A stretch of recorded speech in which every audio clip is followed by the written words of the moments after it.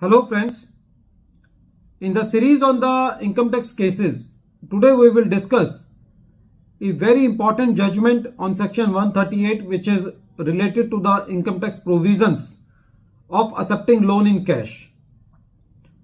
The name of the case is Prakash MADHUKARRAO Desai versus DATTATRAYA Sheshrao Desai. This case has been decided by Honorable Bombay High Court and the matter has been reported in 458 ITR at page number 174. The date of the judgment is 19th August 2023. In this case, there were two parties. For the sake of simplicity, I am naming those parties as A and B. A has given some loan to party B.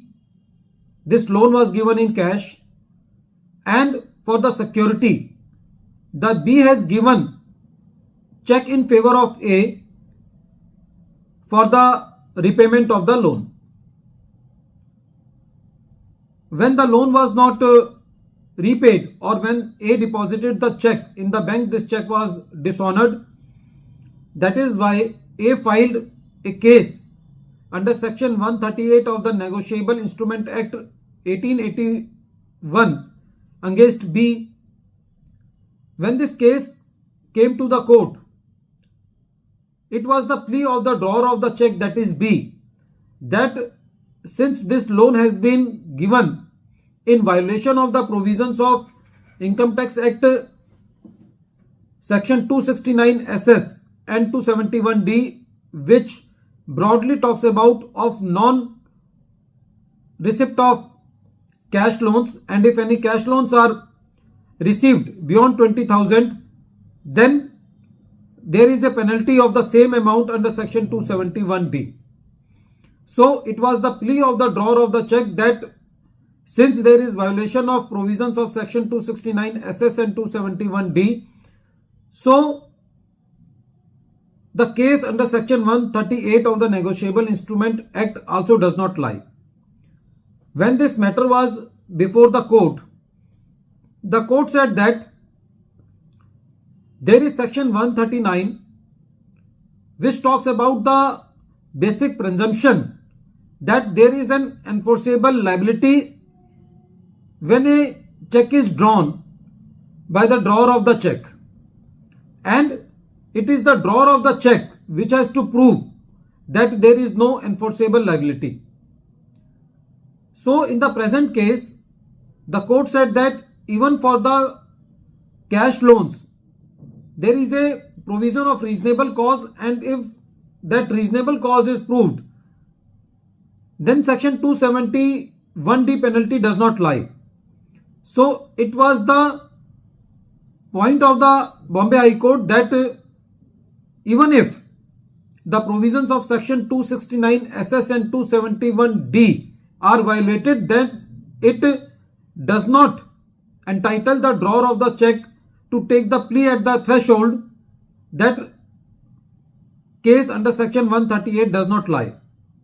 Although the court said that at the time of the trial, the drawer of the check can take the plea that the giver of the loan has not shown that amount in his income tax returns, but at the threshold taking this plea that because of the fact that these loans have been given and taken in violation of section 269 SS and 271D, the case of check bouncing under section 138 under the Negotiable Instrument Act 1881 does not lie. So this is not the intention of the law, because that does not make the loan bad.